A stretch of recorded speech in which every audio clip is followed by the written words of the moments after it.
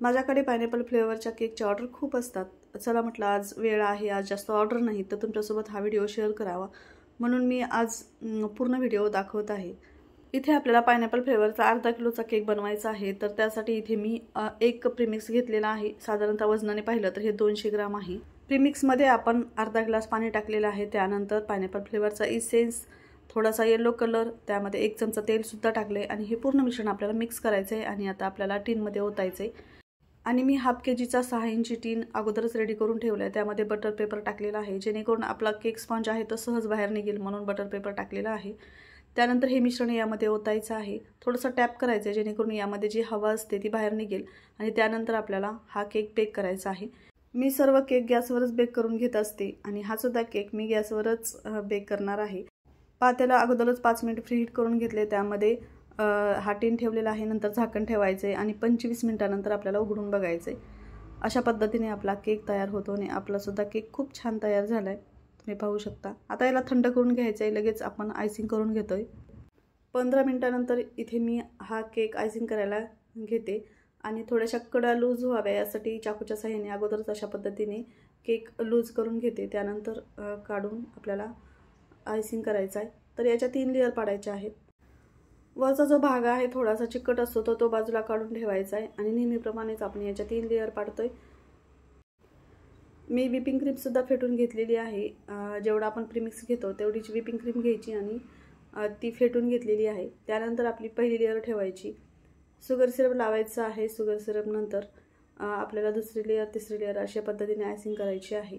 Sugar सिरपमध्ये मी साखर आणि पाणी मिक्स केलेलं आहे आणि शुगर सिरप तयार करून घेतले। त्यानंतर अशा पद्धतीने आपल्याला क्रीम लावायची आहे। क्रीम लावल्यानंतर त्यावरती क्रश टाकायचा आहे। ज्या फ्लेवरचा बनवायचा आहे केक त्या फ्लेवरचा।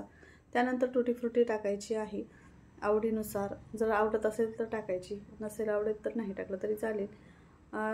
दुसरी लेयर आणि तिसरी सुद्धा लेयर आयसिंग करून घ्यायची आहे। त्यानंतर केक आपला पूर्ण क्रमकोट करून घ्यायचा आहे आणि थोड्या वेळाने पूर्ण फायनल आयसिंग करून आपल्याला डिझाईनसाठी हा केक घ्यायचा आहे। आणि याच्या या केकची डिझाईन काही सांगितलेली नव्हती, त्यामुळे चला म्हटलं आपण थोडीशी वेगळी करूयात। आणि इथे मी केक आयसिंग करून झाल्यानंतर एक मोदक नोझल घेतलेला आहे आणि त्याने बॉर्डरला आणि वरच्या बॉर्डरला डिझाईन काढलेली आहे। अगदी सिंपल डिझाईन काढली होती पण केक शेवटी खूप सुंदर दिसत होता। वरच्या बाजूला सुद्धा आपण त्याच नोझलनी बॉर्डरला डिझाईन काढतोय आणि फक्त आपल्याला इथे रिबीन लावायचे आहेत। तर त्यासाठी मी ते छोटीशी ब्लॅक कलरची रिबीन घेतलेली आहे। अशा पद्धतीने ती अगोदरच तयार करून घेतलेली आहे। अशा पद्धतीने 4 प्रकारच्या रिबीन अशा तयार करून घेतलेल्या आहेत आणि आपल्याला केकवर लावायच्यात। कस्टमरने जर केकची डिझाईन सांगितली नसेल तर मी काहीतरी नवीन करण्याचा दरवेळेस नक्कीच प्रयत्न करत असते आणि आज सुद्धा चला म्हटलं अशा पद्धतीने केक करूयात। नाव टाकलेलं आहे जान्हवी मॅडम आणि नाव कर्सिव्हमध्ये टाकण्याचा मी नेहमीच प्रयत्न करत असते। एवढं जमत नाही तरी करण्याचा प्रयत्न करते। आणि इथे आपल्याला हे रिबीन लावून घ्यायचे आहेत। फक्त आपण 4च बनवून घेतलेले आहेत आणि 4 अशा पद्धतीने लावायचं आहे कारण केक छोटा आहे, जास्त लावल्या तर चांगला दिसणार नाही म्हणून 4च लावून घेतल्यात। हॅपी बर्थडेचा टॅग लावलेला आहे आणि एक चेरीज लावलेली आहे, बटरफ्लाय सुद्धा लावलाय आणि आपला केक रेडी आहे।